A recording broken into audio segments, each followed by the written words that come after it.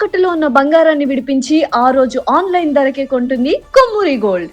వృందాయై తులసీదేవ్యై ప్రియాయై కేశవశ్య చ విష్ణుభక్తి ప్రదే దేవి సత్యవతే నమో నమః. ఇది తులసీదేవి యొక్క మంత్రం. బృందాయై తులసీదేవ్యై, బృందావనం అంటేనే తులసీవనం. బృందావనంలో అన్నీ కూడా శ్రీకృష్ణ భగవానుడి యొక్క లీలలన్నీ కూడా తులసీదేవి డైరెక్టర్. రాధాకృష్ణుల సినిమా అనుకుంటే తులసి మహారాణి డైరెక్టర్ అనమాట. అన్ని భగవంతుడికి ఏది కావాలన్నా ఏర్పాటు చేస్తే తులసి మహారాణి. బృందాయే తులసీదేవ్యై ప్రియాయే కేశవస్య చ విష్ణోర్ అత్యంత వల్లభ. చాలా చాలా డియర్ భగవంతుడికి తులసీదేవి అని అంటే. అందుకే మనం చూడండి, ఏ ద్రవ్యం పైన భగవంతుడికి నివేదన చేసే ప్రతి ద్రవ్యం పైన తులసి పెడతాం. మన నైవేద్యంలో మనం ఎన్నోసార్లు చెప్పుకున్నాం, నీటితో సహా ప్రతి నైవేద్యం పైన తులసి పెట్టి మాత్రమే మనం నివేదన చేస్తాం. అభిషేక ద్రవ్యములలో కూడా తులసి వేస్తాం. తులసితో ప్రక్షణ చేసుకొని దాని తర్వాత స్వామికి నివేదన చేస్తాం అనమాట. ప్రియాయే కేశవశ్య చ విష్ణు భక్తి ప్రదే దేవి. భగవంతుడి యొక్క భక్తిని ఇచ్చే దేవి ఆవిడ. తులసీదేవి భక్తిదేవి బృందే మహారాణి అని అంటారు. కాబట్టి భగవంతుడి యొక్క భక్తి కావాలి అని అంటే ఆశ్రయించవలసింది తులసీదేవి. చాలా మంది ఏమనుకుంటారు తెలుసా అండి, కేవలం ఆడవాళ్ళు తులసి పూజ చేయాలనుకుంటారు. నేను ఇది విన్నాను ప్రభుజీ, నిజం అసలు అది. ఇంట్లో అందరూ ఆడవాళ్లే కదండి. తులసీదేవికి వెళ్ళి దీపం పెట్టేస్తారు, ప్రదక్షిణ చేసేస్తారు, నీళ్లు పోస్తారు. వాడు అనుకుంటాడు, నేను ఎందుకు వెళ్ళాలి, నీకు భక్తి వద్దా? భగవంతుడి భక్తి కావాలి కదా. ఎవరెవరికి భగవద్భక్తి కావాలంటే వాళ్ళందరూ తులసి మహారాణి ఆరాధన చేయవలసింది. మీకు ఒక విషయం చెప్తాను. మీరు గోవర్ధనిక విలేజ్ వచ్చారు కదా, ఇస్కాన్ గుడిలో ప్రతిరోజు ప్రొద్దున సాయంత్రం 2 పూట్ల తులసి ఆరాధన ఉంటుంది. అందరూ చేయవలసినదే. సన్యాసులు, బ్రహ్మచారులు, గృహస్థులు, పిల్లలు, గురుకుల పిల్లలు అందరూ తులసి ఆరాధన చేస్తారు. మీరు మందిరంలో చూసారనుకోండి, ఒక దగ్గర ఆశ్రమ వాసులకి తులసి దేవి యొక్క ఆరాధన ఉంటుంది, ఒక దగ్గర స్త్రీలకి ఉంటుంది, ఒక దగ్గర పిల్లలకి, ఇంకొక దగ్గర గృహస్థులకి. అందరూ తులసి ఆరాధన చేస్తారు, అందరూ తులసి ప్రదక్షిణ చేస్తారు, అందరూ తులసి యొక్క కోటకి నీళ్లు పోస్తారు. తులసి ఆరాధన చాలా ముఖ్యం. ఏ ఆశ్రమంలో ఉన్నవారు, స్త్రీ పురుష భేదమే లేదు, అందరూ తులసిదేవి యొక్క ఆరాధన చేయవలసినదే. చాలా సింపుల్ గా ఏం చెయ్యాలి ప్రభుజీ అని అనుకోండి, జస్ట్ మీరు కొద్దిగా నీళ్లు పోయండి. రోజు ఒక ఉద్ధరినితో నీళ్లు పోసేసి 4 ప్రదక్షిణలు చేసేసి దీపాన్ని తులసి మహారాణి దగ్గర పెట్టుకొని ప్రణామం చేసుకొని ఈ శ్లోకం, బృందాయే తులసీదేవ్యై ప్రియాయే కేశవశ్య చ విష్ణుభక్తి ప్రదే దేవి సత్యవతే నమో నమః, ఈ శ్లోకాన్ని చెప్పి ప్రణామం చేసుకోండి. ఇది బేసిక్ గా కనీసం ఇంతైనా చేయగలిగితే ప్రతిరోజు నియమంగా ప్రొద్దున కానీ సాయంత్రం కానీ చాలా భగవంతుడి యొక్క అనుగ్రహం అనేది వస్తుంది. ఎందుకంటే ప్రతి ఇంట్లోనూ తులసి మొక్క చూస్తాం ఖచ్చితంగా. ఇంకో ప్రశ్న ఏం అడుగుతారంటే, చాలా సార్లు పూజ చేసుకునే తులసిని తెంపచ్చా అంటారు. చాలా మందికి ఉన్నటువంటి ప్రశ్న, సందేహం ఇది. అయితే మీరు చూడండి, మీరు చెట్టును పెంచుతున్నారు అనుకోండి, ఒక పువ్వు చెట్టు పెంచడానికి ప్రయోజనం ఏంటి? ఆ పూలు తీసుకొని స్వామికి మాలగా చేసుకొని సమర్పణ చేయడం. తులసీదేవి దగ్గర ఉండే స్పెషాలిటీ ఏంటంటే, ఆవిడ ఆల్రెడీ ఒక స్పిరిచువల్ పర్సనాలిటీ తులసీదేవి. మనకి ఏమనిపిస్తుందంటే, అరే తులసీదేవిని తెంపవచ్చా? కానీ మీరు చూడండి, తులసీదేవి యొక్క అస్తిత్వమే కృష్ణుడి యొక్క సేవ చేయటం కోసమే ఆవిడ అవతరించింది.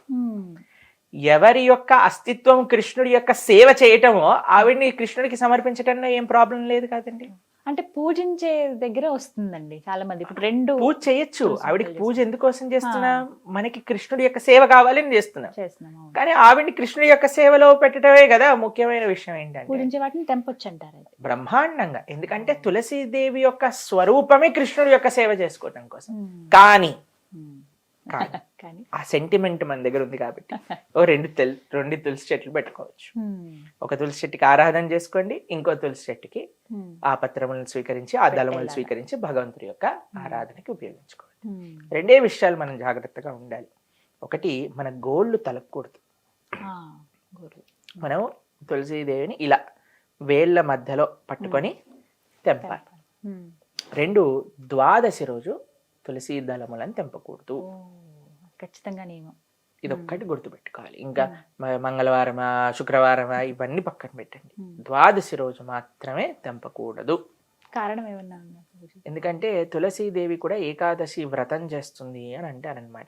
ఏకాదశి వ్రతం చేసి ద్వాదశి పారాయణ, శాస్త్రం వాక్యం ద్వాదశి రోజు ఇది చేయకూడదు అని అంటారు.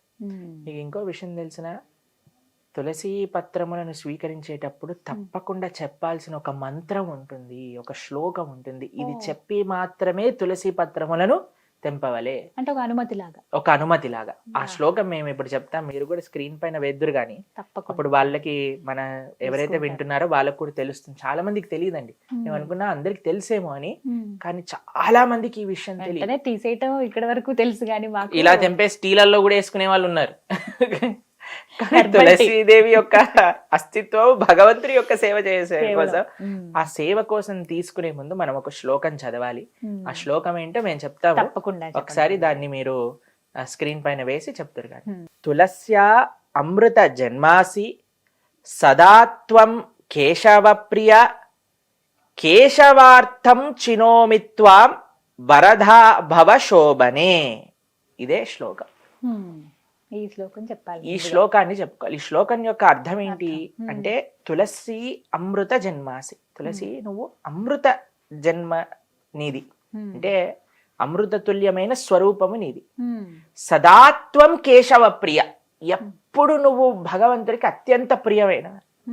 కేశవార్థం చినోమిత్వ, ఆ భగవంతుడి కోసమని నువ్వు ఆ తులసి దళములను తెంపుతున్నాము. వరదాభవ శోభనే, నువ్వు ఎప్పుడు ఇలానే శోభిస్తూ ఉండుగాక అని ఆవిడ పర్మిషన్ తీసుకొని ఒకసారి ప్రణామం చేసి అప్పుడు పత్రాలు తీసుకోవాలి. మీకు ఇంకో విషయం చెప్తాను. మనము తులసి పత్రాలు చాలా దగ్గర మేము చూస్తామంటే దళములు తీసేస్తారు, ఫ్రిడ్జ్ లో పెట్టేస్తారు, అవన్నీ పాడైపోతాయి, నీళ్ళు వచ్చేసినట్టుగా అయిపోతాయి.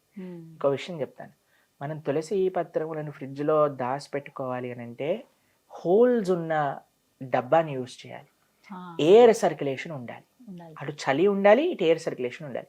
ఎప్పుడైతే అలా పెట్టుకుంటామో అప్పుడు మాత్రమే మనకి అవి ఫ్రెష్ గా ఉంటాయి. ఇంకో విషయం చెప్తాను, కొన్నిసార్లు మనకి సాయంత్రం పూట నివేదన చేయాలనుకోండి, సాయంత్రం పూట తులసిని తెంపకూడదు. మా ఇంట్లో సూర్యాస్తమైన తర్వాత ఇంకా తెంపకూడదు తులసి. అయితే మేము ఏం చేస్తాం అంటే, మన ఇంట్లో కానీ సాంప్రదాయంలో ఉన్న వాళ్ళు కూడా తులసి అలా ఎండిపోయి పడిపోతుంది కదండి, ఎండిపోయి కాదు, ఆకులు అప్పుడప్పుడు కింద పడిపోతుంటాయి, పత్రం కింద పడిపోతుంటాయి. లేదా మనకి ఎప్పుడైతే ఎక్కువగా వచ్చేస్తుందో చక్కగా వాష్ చేసి తడి పడ్డ పైన ఆరబెట్టేసుకొని తడంతా దాన్ని మొత్తం ఎండనివ్వాలి. ఎండిపోయిన తులసి ఉంటుంది కదండి, ఒక డబ్బాలో పెట్టుకోవాలి. ఎప్పుడైనా ఎమర్జెన్సీ వచ్చింది అనుకోండి, మనకి తులసి లేదు, నివేదన చేయాలంటే ఎలా, తులసి లేకుండా నివేదన చేయలేము, అప్పుడు ఈ తులసి మాలని వాటి పైన పెట్టుకోవాలి. ఎండిపోయిన వాటిని కూడా పెట్టచ్చు బ్రహ్మాండంగా. తులసి ఏ స్వరూపంలో, ఇప్పుడు తులసి మాల ధరించాం, ఇదేంటి కాండమే కదండి తులసిది, వాటితో చేసినవి. తులసి పొడి, తీర్థం పొడిలో తులసి ఉంటుంది కాబట్టి ఎలాగైనా సరే మనం తులసిని భగవంతుడికి సమర్పణ చేయాలి. ఇప్పుడు ద్వాదశి రోజు, ఓకే, ఏకాదశి ద్వాదశి రోజు మనకి లేవు, అప్పుడు ఏం చేస్తాం మనం, వెంటనే ఇవి పెట్టేసుకొని చక్కగా నివేదన చేసుకోవచ్చు. కొన్ని ఇళ్లలో తులసి మొక్క అలా జీవం లేనట్టుగా ఎండిపోయినట్టు అవుతుంది. అది చాలా అపవిత్రం. తులసి మహారాణి చాలా కేర్, అంటే ఆ ఇంట్లో ధార్మిక పెరిగిపోతుంది అని. అలా అని భయపడిపోయి ఇప్పుడు మేమేమైపోయి కంగారు పడకండి, తులసి మహారాణి తెచ్చుకోండి, చక్కగా మంచిగా సారవంతమైన ఇది చేయండి. అప్పుడప్పుడు తెల్లటి పురుగులు వస్తాయి తెలుసా మీకు, ఆకలి వెనకాల. అప్పుడు ఏం చేయాలో తెలుసా, ఇవన్నీ మొత్తం మీకు తులసి మహారాణి పెంచే క్లాస్ ఇస్తున్నా, గార్డెనింగ్ క్లాస్ అయిపోయింది. ఏం చేయాలంటే నీళ్ళల్లో నీమ్ ఆయిల్ వేయాలి, వేసి స్ప్రే బాటిల్లో వేసి స్ప్రే చేసేసుకోవాలి, బ్రహ్మాండంగా అయిపోతుంది. ఇంకో విషయం, ఎప్పుడైతే వాటికి సీడ్స్ పెరిగిపోతాయి కదా, వాటన్నిటిని జాగ్రత్తగా మనం ఇచ్చేసాం అనుకోండి, అప్పుడు నిండుగా వస్తుంది అనమాట. సీజర్స్ యూజ్ చేయకూడదు ఎప్పుడు తులసిదేవి. ఇంకో విషయం ఏంటంటే, చలికాలంలో ఎప్పుడు కవర్ చేసి ఉంచాలి తులసి మాలని. ఒక చక్కటి కాటన్ క్లాత్ తోటి దేనితోటైనా మంచిగా ఇలా పెట్టేసాం అనుకోండి, అప్పుడు ఆ చలి యొక్క ప్రభావం ఉండకుండా మనకి. అంటే ఇక్కడ హైదరాబాద్ లో అంత చలి ఉండదు అనుకోండి, మా ఆశ్రమంలో చలి ఎక్కువగా ఉంటుంది. మీరు చలి ఉన్నప్పుడే కదా వచ్చింది మా ఆశ్రమానికి, కరెక్ట్. కాబట్టి అలాంటి సమయంలో కొద్దిగా జాగ్రత్త. మీరు చూసారు కదా ఆశ్రమంలో ఎలా ఒక దాంట్లో లోపల పెట్టి జిప్ వేసి మంచిగా నీట్ గా తులసి మహారాణి పెట్టి అలా జాగ్రత్తగా చూసుకోవాలి, కాపాడుకోవాలి మనం. ఇంకో విశేషం ఏంటంటే, తులసీదేవి యొక్క ఆరాధనలో 8 నామములు విశేషమైనవి అని మొన్నే మేము శాస్త్రాధ్యయనలో చదివామన్నమాట. ఆ 8 నామాలు కూడా మేము చెప్తాం. తులసి అమ్మవారిని పూజించుకునేటప్పుడు 8 నామాలు ముఖ్యంగా ఉంటాయండి. అవి మనం స్మరించుకుంటూ అవి పఠించుకుంటూ అమ్మవారిని కొలుచుకోవచ్చట. ఆ నామాలు ఏమిటో ప్రభుజీ చెప్తారు, విందాం. వృందావని వృంద విశ్వపూజిత పుష్పసర నందిని కృష్ణజీవని విశ్వపావని తులసి. ఇది 8 నామాలు. ఈ 8 నామాలతో ఈ 8 నామములు అనుకుంటూ తులసీదేవి దగ్గర పుష్పాలు మనం సమర్పణ చేస్తే తులసీదేవి యొక్క కృప చాలా బాగుంటుంది అని. చివరి సందేహం, కృష్ణ తులసి అని చెప్పి అలాగే ఇంకొక రామ తులసి రామ అని తులసి ఉంటుంది, అని లక్ష్మీ తులసి అని ఉంటుంది. అన్ని రకాలు ఏ తులసి అయినా మంచిది. పర్వాలేదు, మంచిది. ఏదైనా సరే మనకు అందుబాటులో. ఒకవేళ ఏమైనా ఇబ్బంది అవుతుంది అన్నప్పుడు వెంటనే ఇంకొకటి తెచ్చుకుని పెంచుకోవడం మంచిది కదండి. కానీ తులసి నీరు తప్పకుండా ప్రతిరోజు పోయేవాలి. ప్రతిరోజు ఏదో గార్డెనర్ వచ్చి వెళ్ళటం కాదండి. తులసి మహారాణి సాక్షాత్తుగా కృష్ణ భార్య. మనము కార్తీక మాసంలో కైశిక ద్వాదశి ఎంత చక్కగా క్షీరాబ్ది ద్వాదశి రోజు తులసి శాలిగ్రామ వివాహం చేస్తాం కళ్యాణం కదా. జరుగుతుంది. అవునండి. కాబట్టి చాలా ప్రేమతో చూడాలి. ఇప్పుడు చాలా మటుకు ఇళ్లలో మేము చూస్తుంటాం తులసి ఆరాధన.